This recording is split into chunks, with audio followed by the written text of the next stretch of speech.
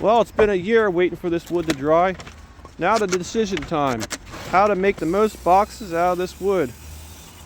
I use my pattern to try and space it out and see where everything's going to line up, making sure that I don't get all these knots.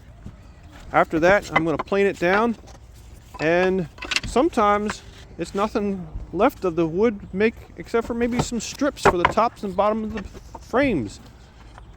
And then sometimes it's so wide you can actually get both. So then we have to decide to rip it down. And I'm going to make it a little wider because, as you can see, the fence sometimes moves. And we're not going for precision. We're just trying to handle this large wood and get it cut to a rough shape, and then later on trim it up to the exact dimensions.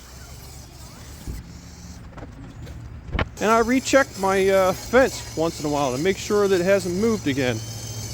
We don't want any waste of wood here.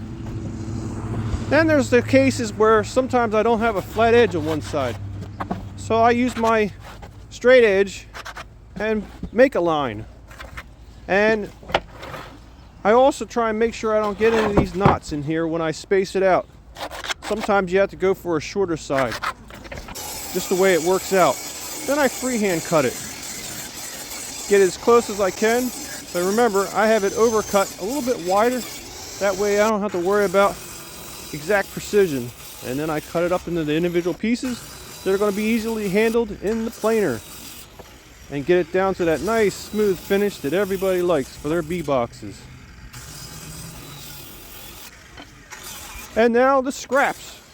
We're going to make some top bars, side bars, and bottom bars.